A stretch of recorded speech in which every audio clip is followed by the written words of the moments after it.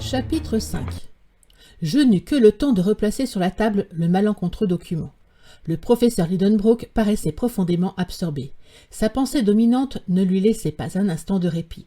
Il avait évidemment scruté, analysé l'affaire, mis en œuvre toutes les ressources de son imagination pendant sa promenade, et il revenait appliquer quelques combinaisons nouvelles.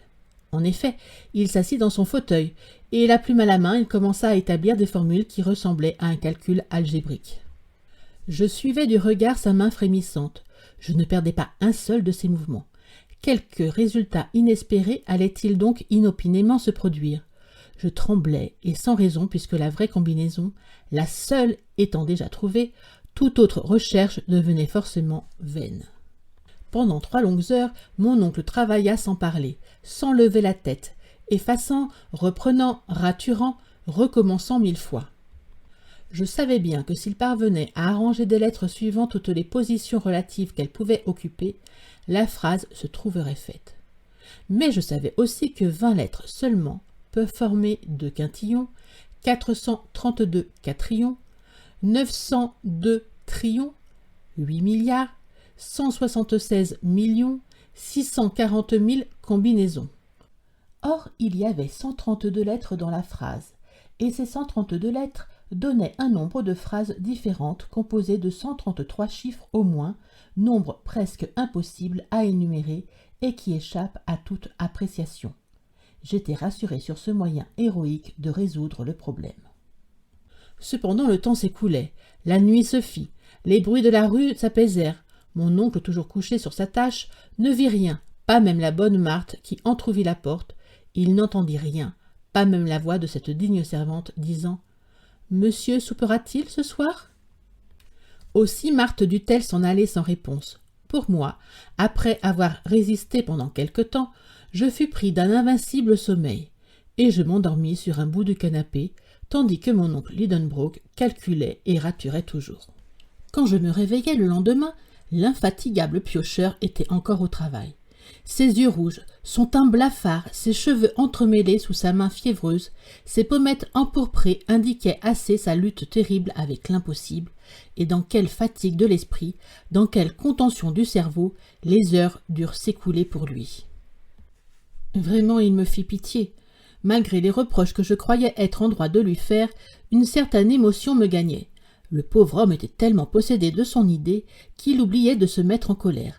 Toutes ses forces vives se concentraient sur un seul point, et comme elles ne s'échappaient pas par leur exutoire ordinaire, on pouvait craindre que leur tension ne le fît éclater d'un instant à l'autre.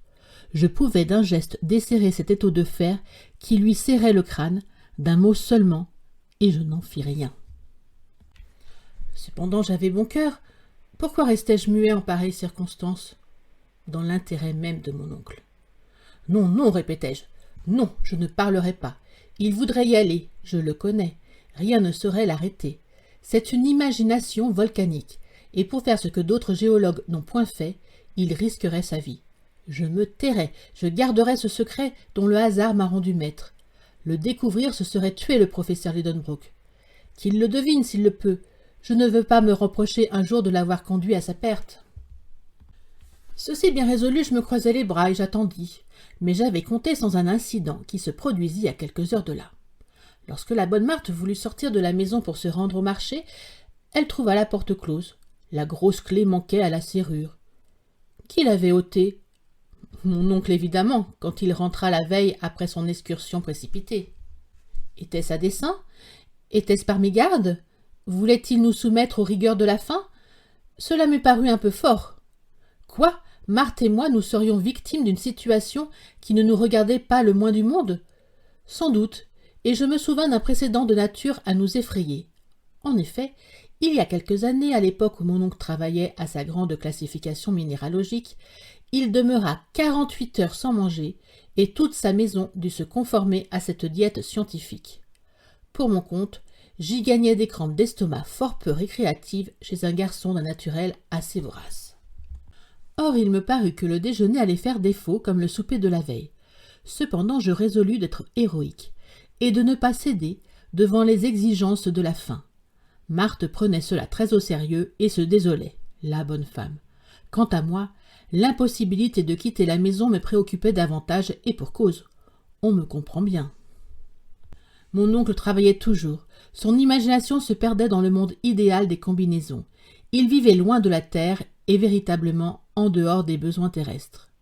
Vers midi, la faim m'aiguillonna sérieusement. Marthe, très innocemment, avait dévoré la veille les provisions du garde-manger.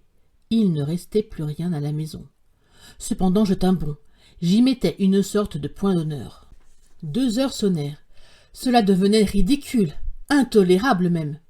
J'ouvrais des yeux démesurés. Je commençais à me dire que j'exagérais l'importance du document, que mon oncle n'y ajouterait pas foi, qu'il verrait là une simple mystification, qu'au allez, on le retiendrait malgré lui, s'il voulait tenter l'aventure, qu'enfin il pouvait découvrir lui-même la clé du chiffre et que j'en serais alors pour mes frais d'abstinence. Ces raisons que j'eusse rejetées la veille avec indignation me parurent excellentes. Je trouvais même parfaitement absurde d'avoir attendu si longtemps, et mon parti fut pris de tout dire. Je cherchais donc une entrée en matière, pas trop brusque, quand le professeur se leva, mit son chapeau et se prépara à sortir.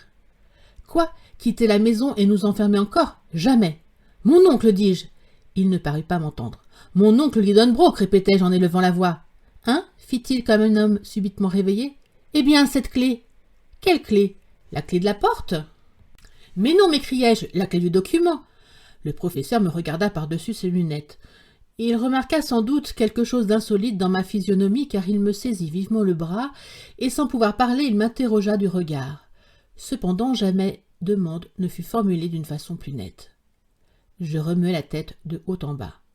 Il secoua la sienne avec une sorte de pitié, comme s'il avait affaire à un fou. Je fis un geste plus affirmatif. Ses yeux brillèrent d'un vif éclat, sa main devint menaçante. Cette conversation muette, dans ces circonstances, eût intéressé le spectateur le plus indifférent.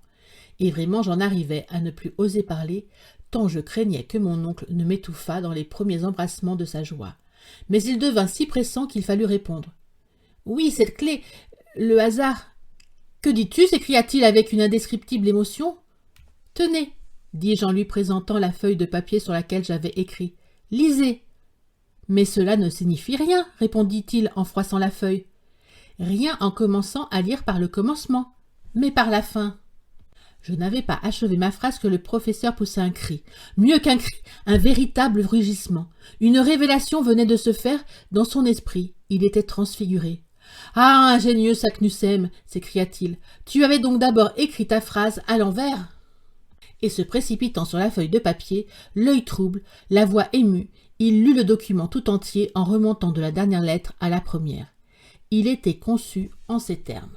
« In Sneffels Ioculis craterem quem delibat umbras cartaris, Julii intra calendas descende, audas viator, et terrestre centrum attinges, cod feci, arne Saknussemm. » Ce qui de ce mauvais latin peut être traduit ainsi.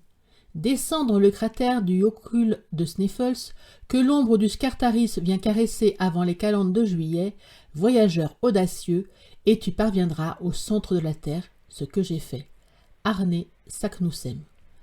Mon oncle, à cette lecture, bondit comme s'il eût inopinément touché une bouteille de Leyde. Il était magnifique d'audace, de joie et de conviction. Il allait et venait, il prenait sa tête à deux mains, il déplaçait les sièges, il empilait ses livres, il jonglait, c'est à ne pas le croire, avec ses précieuses géodes. Il lançait un coup de poing par-ci, une tape par-là. Enfin ses nerfs se calmèrent, et comme un homme épuisé par une trop grande dépense de fluide, il retomba dans son fauteuil. « Quelle heure est-il donc » demanda-t-il après quelques instants de silence. « 3 heures, répondis-je. « Tiens, mon dîner a passé vite, je meurs de faim. À table. Puis ensuite, tu feras ma malle. »« Hein » m'écriai-je. « Et la tienne, répondit l'impitoyable professeur en entrant dans la salle à manger.